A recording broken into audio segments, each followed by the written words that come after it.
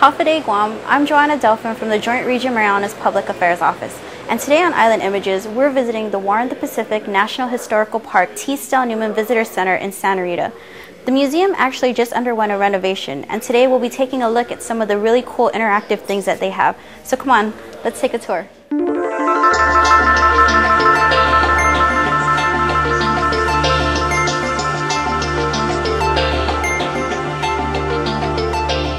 So one of the cool features that I found while I was just walking around here is actually a globe that I guess tells us exactly where in the world was affected by World War II. And what makes it really cool is that if I press this button, it lights it up and it illuminates exactly the countries that were affected. So let's see if we can find Guam right there. So as you can see, it's lit up in blue.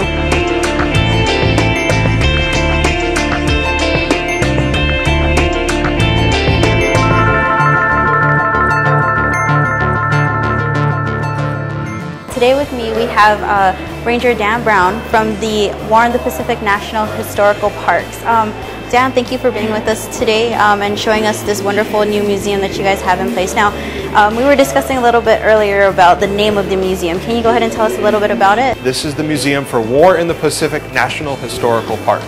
The park is made up of 7 separate units all over central Guam. These sites are important significant to the 1944 Battle of Guam. And the Visitor Center is right in the middle. The Visitor Center is called Stell Newman Visitor Center. It's named after the first superintendent of the national park. A lot of your viewers will remember this as the old Army Reserve building right outside Naval Base Guam. Through a cooperation with the United States Navy, we've been here for about 5 years, since 2007. But during that time, we've had temporary exhibits that have come in and out of the building.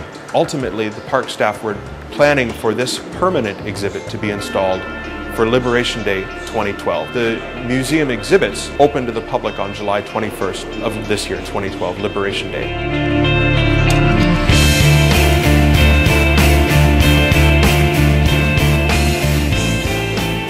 So I want to show you guys something pretty cool.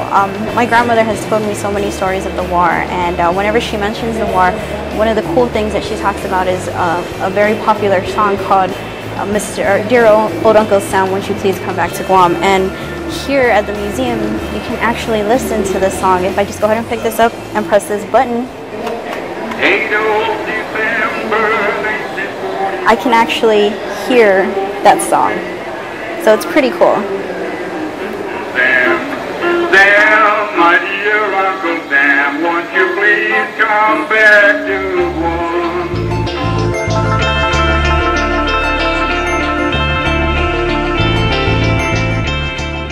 Can you tell us a little bit about what this is? Because this whole layout right here is quite interesting. This is our battle map. It's a way for visitors to come and take a very quick glimpse of the entire 3-week Battle of Guam. It's kind of difficult to get in one's mind how did the island's shape and size affect the battle. But the battle map paints it all very clearly with laser lights and three LCD screens to get a comprehensive view of the Battle of Guam. It's such a large, enormous, complex event. The stories here on these walls, the stories on these video screens, the stories on the phones that you can pick up and listen to, or the oral histories, or the artifacts, everything that we have here is Guam's legacy.